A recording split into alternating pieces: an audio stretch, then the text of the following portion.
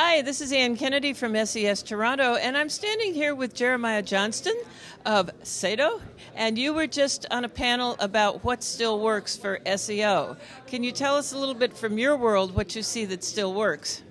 Well, from SEDO.com's perspective, we see that domains are still very important in the SEO formula. What's interesting is that the market demand for domains and keyword domains really shows that that's still the case.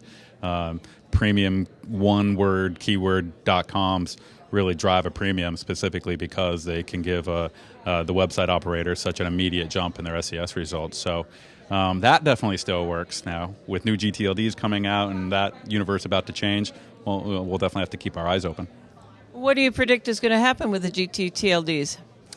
Very confused consumers in the beginning, at least. And what's going to be the big difference maker is which of the new GTLD operators do the most with it and invest the most into making the public aware that these new extensions exist, what they can expect to find at these.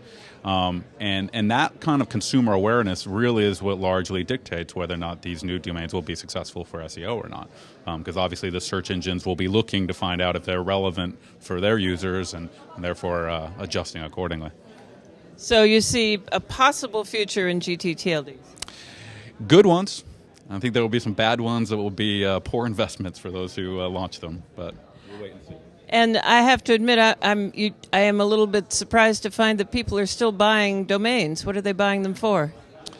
Well, it's, like we said before, it's definitely a lot of SES, new businesses starting up.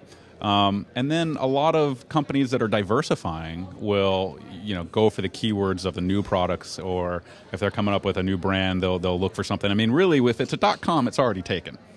So the aftermarket really is where it's at for .com. And until another extension comes out and dethrones the .com, even 1, 2, and 3 word .coms are still going to have a high value. So if I'm in the market for an aftermarket .com, how can I be sure it's got a clean history, that it hasn't been associated with bad links and things like that? I think that's a really important question, and one of the things that we do at SEDO is try to remind people that they got to do their due diligence before they buy a domain, especially with prices getting into sometimes 5 and even 6 figures. If you're going to make that kind of investment, I would hope that you're going to do a little research on it. Some websites like Domain Tools put out really good who is history searches and reverse who is lookups that can give you an idea of how it's been used in the past. And it's something that anybody should do if they're going to make that, because you're going to be associated with that negative history once you buy it, whether you're at fault for it or not. Yeah, exactly. That's part of the problem. So what's next on the horizon for SEDO? Really looking to see where these new GTLDs go and continuing our global expansion. I mean, we started in Germany in 2001, and so we launched in 4 languages just as a European company. But we see the internet blowing up everywhere around the world, whether it's Brazil, India, China, and we're really looking to try to take our technology there and open up the domain market for the businesses in those countries too. Well, thank you very much. It's been a pleasure having you on our panel. This is Ann Kennedy saying goodbye from SES Toronto.